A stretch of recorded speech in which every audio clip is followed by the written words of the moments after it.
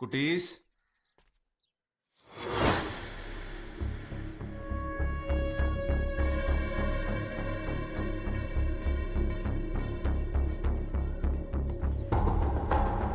అన్నా సార్ నా పిల్లల్ని చూసావా? లేదే, నేను ఉదయం మార్కెట్కి వెళ్ళి ఇప్పుడే వస్తున్నాను.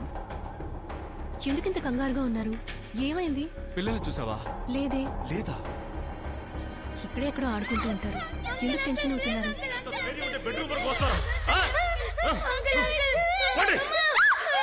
ఇంకోసారి మా రూమ్కి వచ్చారో చాలు కొడతారు. తప్పు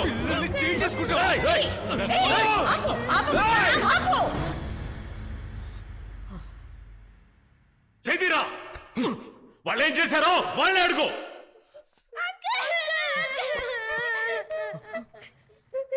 నిన్న రాత్రి ఆ ముసలావిడ అరుపుకి భయపడి మా ఇద్దరికి నిద్రే పట్టలేదు. నాకు అమ్మ గుర్తుకొచ్చింది. అమ్మమ్మ చూడడానికి అమ్మలాగే ఉన్నారు కదా, అందుకే అమ్మమ్మ పక్కన పడుకున్నాం. దానికి అంకుల్ కోపడి మా ఇద్దరిని లాక్కొచ్చేసారు. సారీ అంకుల్, మీ ఇద్దరు చేసింది తప్పే కదా అంకుల్. లేదురా, మీ తప్పే లేదురా.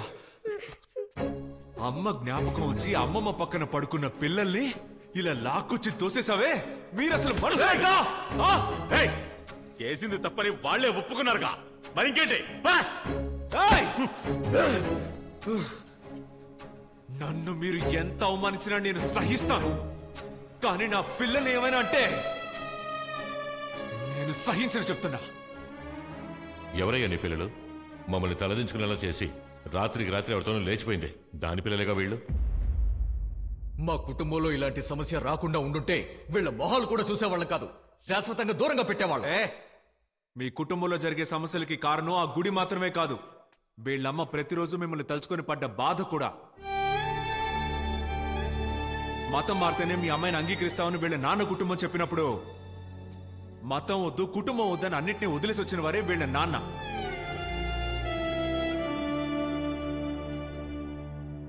ఇంత మాట్లాడుతున్నారే, మీలో ఎవరైనా ఒక్కరు కనీసం ఈ పిల్లల పేర్లేంటని అడుగుంటారా? వీడి పేరు కలాం, తన పేరేంటో తెలుసమ్మా? రంగనాయకి. మీరు మీ అమ్మాయిని మర్చిపోయినా మీ అమ్మాయి మిమ్మల్ని మర్చిపోలేదు.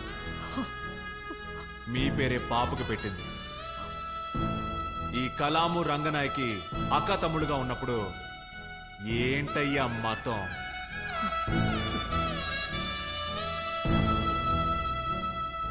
పిల్లలు దైవము ఒకటి అంటారు. దేవుడితో సమానమైన పిల్లల్ని దూరంగా ఉంచి మీ కుటుంబ సమస్యల కోసం ఎన్ని దేవుళ్ళను మొక్కుకున్నా అది నా నోటితో చెప్పడం ఎందుకు?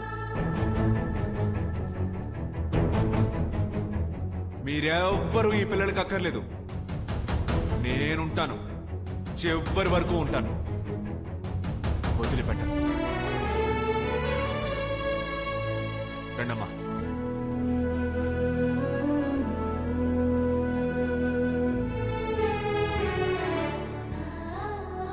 వాళ్ళకి మీరు మాత్రమే కాదు మదన్, మేము ఉన్నాం. మదన్, ఆనాడు ఇలా చెప్పడానికి మా కుటుంబంలో ఎవరైనా ఉండుంటే నా కూతురు నాకు దూరం అయ్యేది కాదు.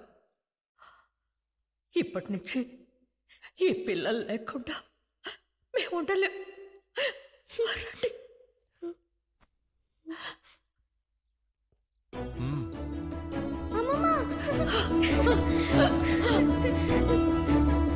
అంకుల్, మాకు మీరు కూడా కావాలి అంకుల్. రండి అంకుల్.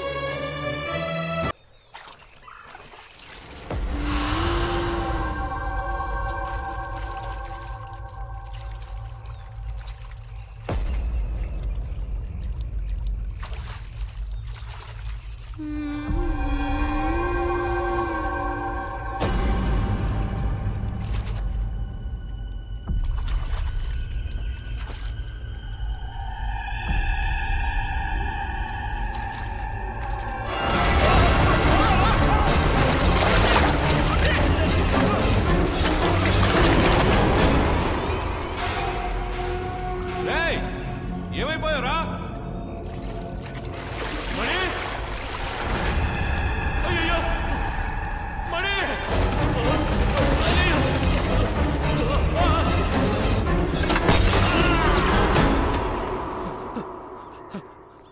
అయ్యా అయ్యా ఏంటి బాబు? అయ్యా, మీ కులదైవం గుడిని శుభ్రం చేయడానికి వచ్చిన ఇద్దరు చనిపోయారు. చిన్న వయసు లాల్పాష్తో పోయారే. చూశారుగా, నేను చెప్తే విన్నారా? ఇదంతా తను చేసిన పని. వేటయ్య గుడిని శుభ్రం చేయడానికి వెళ్ళినందుకే 2 ప్రాణాలు బలయ్యాయి. అలాంటిది మీరు పూజ జరిపిస్తామంటున్నారు. ఇంకా ఏం జరుగుతుందో ఆలోచించండి. వేటయ్య గుడిని శుభ్రం చేయడానికి ఎవరు సిద్ధపడినా వాళ్ళకి తన వల్ల చిక్కులు ఎదురవుతున్నాయి. దైవశక్తిని మించి ఆత్మకు అంత శక్తి ఉంటుందా? చంద్రముఖి విషయంలో వేటయ్య చేసిన పాపానికి అతడి కులదైవమే వాణ్ణి శిక్షించి ఆ ద్వారాలను మూసేసిందని మా పూర్వీకులు చెప్పారు. అక్కడ వెలుతురు వచ్చేంత వరకు చంద్రముఖి శక్తికి ముందు ఏ శక్తికి బలం చేయకూడదు. దయచేసి ఇక మీదటైనా గుడిని శుభ్రం చేస్తాము, పూజ జరిపిస్తామని చెప్పకుండా వెంటనే మీ ఊరికెళ్ళండి. అమ్మా, వాళ్ళ కుటుంబానికి ఏమైనా? తప్పకుండా చేద్దాం. రండి రండి, కూర్చోండి. తెలుసో తెలియకో ఇలాంటి ఒక దుర్ఘటన జరిగింది. గుడి పని మీద వచ్చినా ఒక చిన్న పూజ చేసి మనం ఇంటికి వచ్చి ఉండాల్సింది. అలా చేయకపోవడం తప్పే. నువ్వు చెప్పేది కరెక్టే. వెంటనే పంతులు గారిని రమ్మని పూజకి ఏర్పాటు చేస్తాను. పంతులు గారు రారు సార్. సొంత ఇల్లు అయితేనే వస్తాడయ్యా. ముందు పత్రాలు రాసుకుందాం, అప్పుడు నేను తీసుకొస్తాను లేదో చూడండి. నేను ఆయన తీసుకొస్తాను. అదేం కుదరదు. ఎవరు పిలిచినా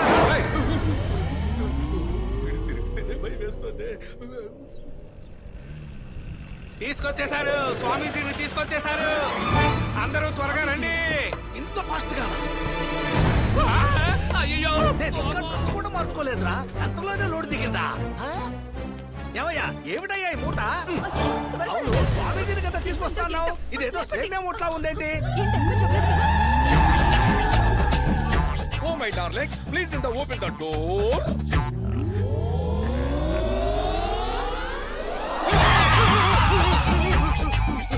నువ్వా?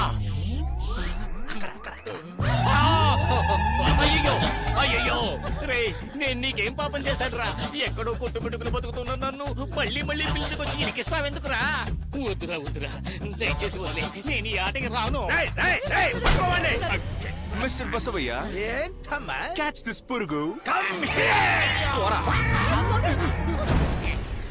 ఇలా చూడు, ఇప్పుడు తిన్నగా లోపలికి వెళుతున్నావు. ఎప్పట్లాగే గజ గజ పచ్చ పచ్చ అని అబద్ధం మంత్రం చెప్పి డబ్బులు తీసుకుని కలకత్తా దొబ్బేస్తున్నావు. అర్థమైందా? చెప్పేది బాగా విను. ఇంకో విషయం ఏంటది? లోపల ఏం చూసినా నీ నుండి ఎలాంటి రియాక్షన్ రాకూడదు.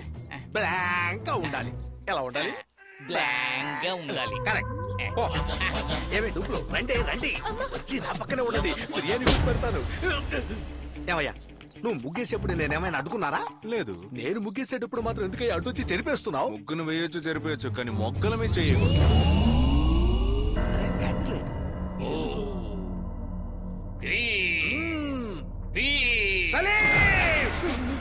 క్లాస్మేట్ స్వామి వస్తా అన్నాడు, ఇంకా రాలేదు.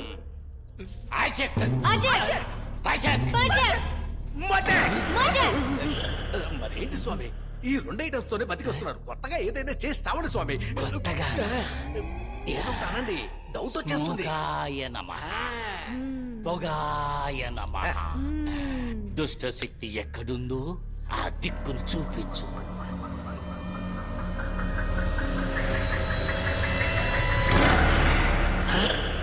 దొంగ సావు అనుకుంటే సరిగ్గా దక్షిణం వైపే ఆపాడే. ఈ 15 ఏళ్లలో బాగానే డెవలప్ అయ్యాడు. ఇటు ఇటు పై. ఆచెక్ ఆచెక్ మోచెక్ మోచెక్.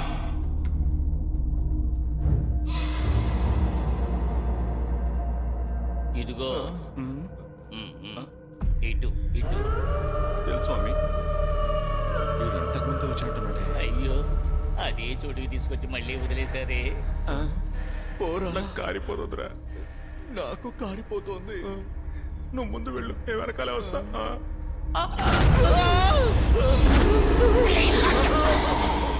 ఎందుకురా? ఏ ముంద నష్టపోడా, దీంతో ఒక్కటిచ్చాను అనుకో.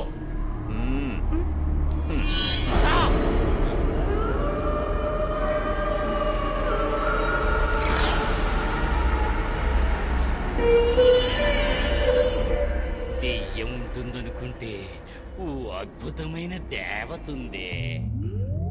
ఇంకా ఏ సౌండ్ రాలేదేంటి? ఈ పాటికి అరిచి కేకలు పెట్టుండాలే.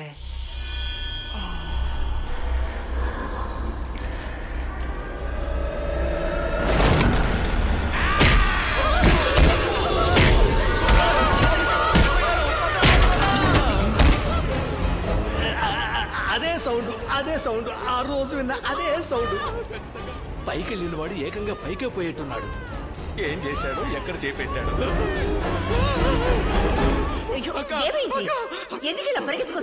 వస్తాడు చూడండి.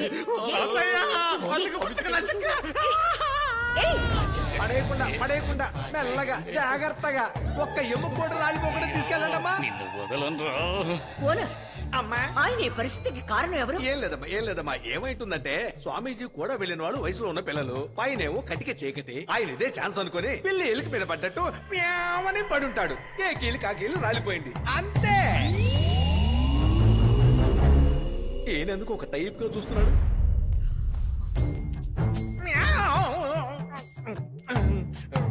ఏంటి పిల్లి కథలు బాగా చెప్పు. పైన ఏం జరిగింది? అది ఏం లేదు బాబు, నువ్వు మూట కట్టి తీసుకొచ్చావు, వాళ్ళు మూట విప్పి ఎముక లెక్క పెట్టి తీసుకెళ్తున్నారు అంతే.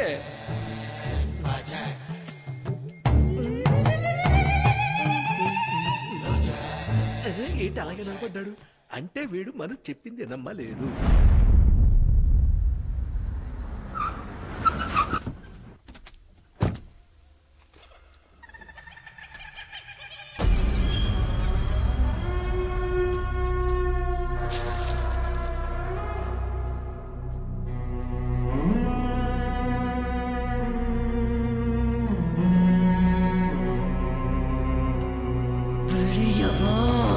Brilliant.